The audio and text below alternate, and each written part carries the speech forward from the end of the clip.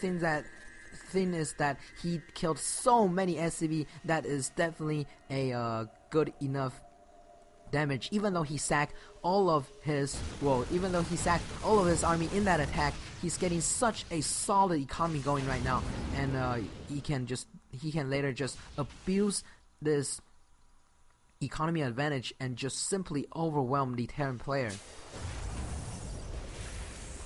NrGdde trying to get back onto his feet, using these drop, trying to get some map control. However, as we discussed, one Phoenix, even like just one Phoenix, completely shut down any kind of drop play. There is no way that the medevac can escape, so that NrGdde, the only choice for NrGdde is to sack all of his unit, because there is just no way for him to get away from those blazing speed Phoenix. Trying to take a third, NrGdde know that he is behind. He sacked a lot of SCV in that engagement, so that he has to take some risk. Even like if he take a third base, I wouldn't even morph it into Planetary Fortress. I'll just morph it into Warbuild to try to be greedy, because that is frankly the only way that you can catch back in the economy perspective.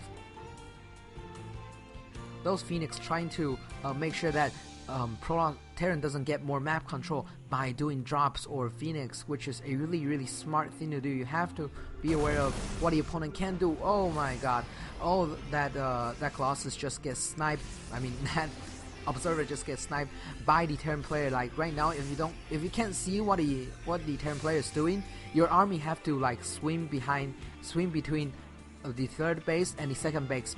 Make your army position really vulnerable and just awkward in general, which is oTLTada is doing right now, which is a really smart thing to do. However, that Observer loss is just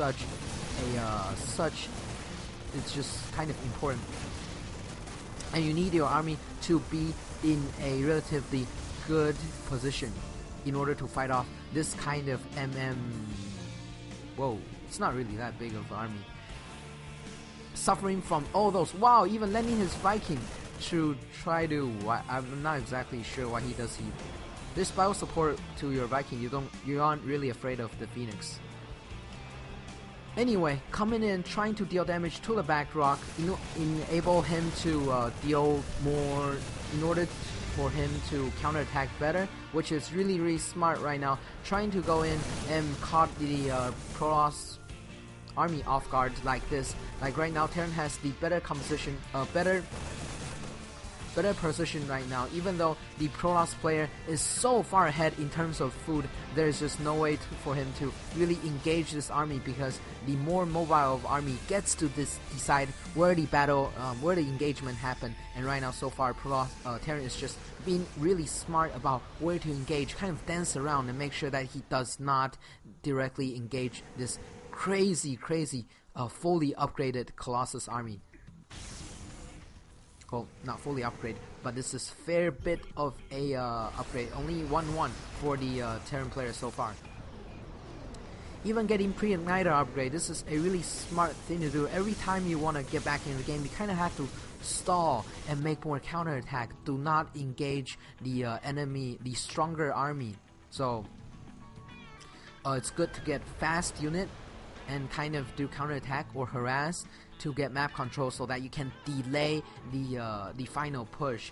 And if you can get this third base up and running and fully utilize the economy from this third base, you might have a chance dealing with this kind of Protoss army. Oh my god, there are so many Zealots in this composition that's going to be so good when engaging any kind of bio composition. However, there are several Hellion in the group, making sure that Blue Flame Hellion upgrade is stun, and they can just dish out a ton of damage against those charge lots. Phoenix swinging around, trying to make sure there's no drops or Banshee incoming, and just get more map control to help his Colossus army to get in a good position. Taking a fourth base simply because he does have the army comp to take a really safe expansion right now. Moving in. Wow, this doesn't look too good for the Terran player. Oh, those Viking are. Some of the Viking are sniping the Colossus, which is really what you wanted to do. You don't really want to waste all those firepower on the Phoenix. That is so good. All the Colossus number dropping so fast, and when the Phoenix finally get rid of all the Vikings, there are just no more Colossus on the field for the Frost player. Blinkstalker charges out Phoenix, moving in, killing all of the rest of the leftover army, and there's nothing Terran can do right now. He has to be on his toe, and this kind of move leave his expansion really vulnerable. I'm surprised that the Frost player did not do a little counterattack on the side expansion. However, right now he's trying to get back onto his feet, still suffering from that economy damage that the Frost dealt early mid game, I should say. Wow, 67 probes for the Frost player, and only 37 harvester for the Terran player. What's more important is that, oh wow, this is the first time I've seen, well, not the first time, but one of the few times that I've seen a triple forge upgrade going on. Even the shield is being upgraded, and this is such good play by oTLTada, getting 2-2 upgrade while the opponent only has 1-1 upgrade. It's going to matter. It's going to be such a big difference later on when they do engage. NrGdde trying to take another expansion and building turns. I guess this is a fairly safe expansion. Actually, much safer than this one. It leaves you less attack this direction for counter attack. Where are all the Vikings? I can't find. Wow, Hellion coming in, trying to deal some damage, trying to make the opponent's army move around and not directly engage in his army. What is the Frost player going to react? Whoa, several probes going down. All the probes going down. oTLTada looks like he's not really doing what he needs to do to get rid of all these Vikings, all these Hellions, I mean, picking up the rest of Hellion with his Phoenix. However, that really slows down the Protoss Terran, the Protoss push by a bit if you have to move all of your army every time to the to the corner of your expansion and get rid of all those Hellions. These Hellions, it doesn't matter how much economy damage they do. Actually, it does. But the most important thing is he gets to